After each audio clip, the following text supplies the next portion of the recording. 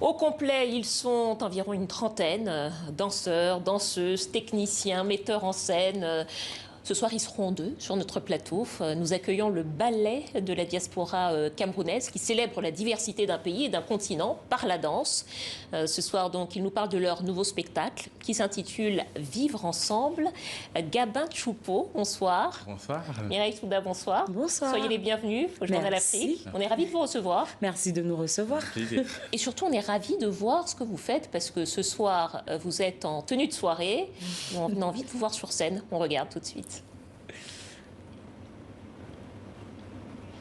Ah, on me dit que les images arrivent tout de suite. Alors vous allez nous expliquer. C'est un spectacle qui s'intitule Vivre ensemble. Tout à fait. Et on vous voit danser, évidemment. Oui. Mais plusieurs danses. Eh bien, je crois qu'on va pouvoir voir ça maintenant. On y va. Tout le monde avait disparu. Parce que le grand sorcier Voodoo avait convoqué le sortilège de la calebasse qui avait englouti tout le village. Voodoo était un homme malicieux, ingrat, méchant. Il ne voulait qu'on n'entende que lui, qu'on ne fasse que ce qu'il veut.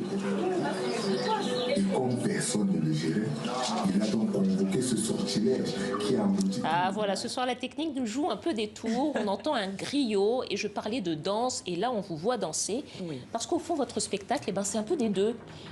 Il y a des conteurs et il y a aussi de la danse. Racontez-nous comment ça se passe, Gabin. Alors le spectacle Vivre ensemble c'est possible, c'est un spectacle qui essaie de mettre en vitrine la grande diversité culturelle que nous rencontrons au Cameroun, l'Afrique en miniature. Et on n'est pas vraiment resté que dans le domaine de la danse parce que justement on essaie de toucher aussi d'autres domaines du spectacle vivant qui ne sont pas autant mis en avant. C'est pourquoi dans le spectacle vous voyez aussi on a touché un peu du conte, on a touché un peu de la musique, on a touché même de la mode. Donc vraiment on essaie de mettre en vitrine tous ces différents aspects qui permettent justement de porter notre spectacle. Oui, tous les savoir-faire. Et justement, Mireille, racontez-nous un petit peu, parce qu'il y a une histoire derrière le spectacle. Quelle est l'histoire? Alors, l'histoire, en fait, elle réunit toutes les quatre aires culturelles du Cameroun. En fait, ça part du nord, du sud, de l'est à l'ouest. En fait, c'est un roi nordiste qui va épouser une fille du littoral et qui vont faire la descente comme ça de tout le Cameroun, du septentrion au sud. Et par ce parcours, en fait, on découvre les cultures de ces différentes régions par la danse, par le conte et par les chants. Alors c'est pour ça d'ailleurs, parce qu'on a vu des images du spectacle qui était joué à Avignon, au Festival d'Avignon en France cet été. On voit qu'il y a effectivement plusieurs types de danses. Vous êtes le chorégraphe Gabin.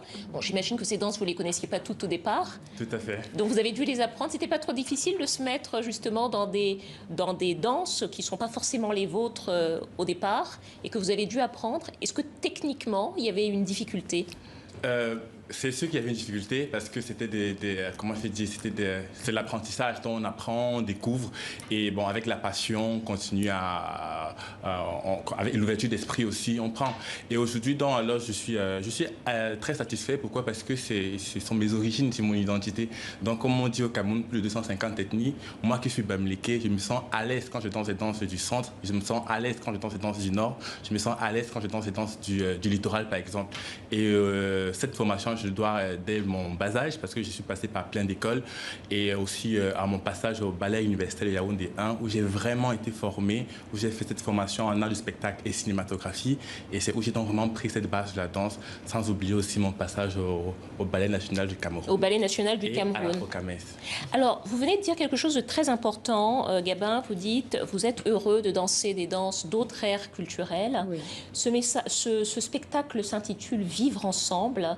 Est-ce que c'est difficile aujourd'hui au Cameroun, avec toutes les ethnies et tous les groupes culturels qui composent ce pays, de vivre ensemble? Non, pas du tout. C'est vraiment pas difficile de vivre ensemble. Il suffit juste d'être à l'écoute, d'être à l'attente et de pouvoir comprendre en fait les attentes des autres. C'est ça le vivre ensemble et c'est se comprendre en fait. Quand il dit, moi ça a été une fierté d'apprendre les danses, les cultures des autres que je connaissais pas. Me dire que demain je pourrais être ambassadrice d'une autre région du Cameroun parce que je suis pas que Fambeti, je suis camerounaise. C'est ça en fait. Et pourtant il y a des tensions aussi politiques que vous, d'ailleurs, c'était je crois un petit peu à l'origine aussi de la création de ce spectacle. C'est aussi le message, je crois que vous souhaitiez faire passer à travers ce spectacle, celui de l'art, au fond, comme ciment. Justement, comme médicament, justement, qui pourra venir apaiser les tensions, renouer les liens et nous faire comprendre que nous sommes peut-être deux tribus différentes, mais nous appartenons tous à un même pays, quoi. Bon, vraiment, le plus important, c'est vraiment de se sentir intéressé et de partager la douleur de l'autre. Donc, c'est au regard de, je dirais, de ces drames-là qui nous ont frappés que je me suis dit, mais moi, en tant qu'artiste, quelle peut être ma contribution? Quelle peut être cette plus-value que je peux apporter pour essayer de changer les choses à ma manière? C'est comme ça que je me suis dit, il faudrait développer vraiment cette idée de vivre ensemble. Parce qu'il faut dire, au Cameroun, on vit ensemble depuis, mais je pense qu'il faut comment je dis, réveiller ça. C'est ce qui nous manque un peu. Mais aujourd'hui, je suis content parce que je me dis, on n'essaye pas seulement de faire passer un message, mais on essaie de vivre le message d'abord au sein du ballet avant de le passer. Sur ce plateau, par exemple, on a beaucoup parlé des troubles dans les régions anglophones. J'imagine que c'est aussi quelque chose que vous aviez à l'esprit quand vous avez conçu. Tout à fait. C'est pourquoi dans le spectacle, nous avons vraiment un tableau, justement, le 3e tableau, si je suis clair, qui met justement la culture anglophone en avant. À l'honneur. Oui. Alors, Gabin, vous êtes danseur, vous êtes chorégraphe, mais vous êtes aussi le fondateur de cette compagnie, du ballet de la diaspora camerounaise, créée en 2018, c'est bien ça? Fait. Comment est-ce que ça s'est passé, l'aventure de la création? Peut-être Mireille, dites-nous un mot, je vous vois sourire. Alors, ça a été une très belle histoire. En fait, Gabin a décidé de créer le BDC en partant de l'Allemagne. En fait, il était invité à un festival. Il avait un manque de danseurs. Il s'est rendu compte qu'en fait, il y avait plein de danseurs, mais qui n'étaient pas regroupés au même endroit. C'est-à-dire que nous sommes plein de talents. Moi, par exemple, je ne suis pas issue de ces danses-là. Moi, je suis une danseuse urbaine afro à la base. Donc, on s'est rencontrés tous comme ça. On est devenus d'abord amis. On a commencé à se rendre compte qu'en fait, on était des artistes à part entière. On n'était pas que des accessoires pour des chanteurs. Donc, on s'est dit, pourquoi pas créer quelque chose? Et c'est à partir de là qu'il a eu la fameuse idée de créer le BDC, de porter un patrimoine, en fait, qui sera différent de tout ce que les groupes de danse ont déjà fait. Sachant que le BDC, le ballet de la diaspora camerounaise, ça ne sera pas que nous, ça sera des générations après. C'est le travail qu'on a envie de donner. Et c'est de là qu'est partie l'idée du ballet de la diaspora camerounaise. Et je le disais au départ, vous êtes une trentaine, c'est ça? Oui. Que des Camerounais? Non. Justement. Racontez-moi alors. Voilà. Alors, justement, on n'est pas que des Camerounais. Déjà... Et pourtant, vous appelez le ballet de la diaspora camerounaise. Oui, parce qu'à d'entrée de jeu, au départ, quand je le crée, on n'était que les Camerounais. Et ce qui est bien, c'est qu'on était les Camerounais vraiment de toutes les aires culturelles. Donc, on retrouve chez nous les Bamliké, les Fambéti, du Soudano sahélien jusqu'à l'Air Sawa. Maintenant, alors, avec notre approche, que ce soit en matière de technicité de danse et même d'ouverture d'esprit lors de nos créations. Nous avons plein d'autres danseurs qui nous ont rejoints, tels que des danseurs de la Côte d'Ivoire, des danseurs des Togolais, des danseurs comme de la Guinée. Oui. Donc, peut-être donc, on va voir, peut-être on est donc en train de voir éclore un ballet panafricain. Merci beaucoup. Tout à fait. Il ne nous reste que 10 petites secondes, peut-être juste un petit mot pour dire si vous avez des projets. Tout à fait, nous avons des projets en cours. Là, nous allons essayer de jouer notre spectacle qui a été produit à Avignon, sur Paris, donc pour décembre. Vous pourrez avoir toutes les informations sur nos différentes pages ballet de la diaspora camerounaise, que ce soit Instagram ou Facebook.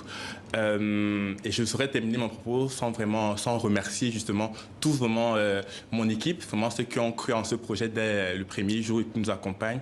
Et aussi remercier notre metteur en scène qui est venu tout droit du Cameroun, Rodriguez Tankwa. Oui. Qui nous a accompagnés, et Mélin Yankam qui a chorégraphié le travail. Merci beaucoup à vous deux et bonne continuation. On vous souhaite de trouver beaucoup de mécènes et beaucoup de sponsors, car nous savons que la vie des compagnies n'est pas toujours évidente. Merci à vous d'être venus nous voir. Merci.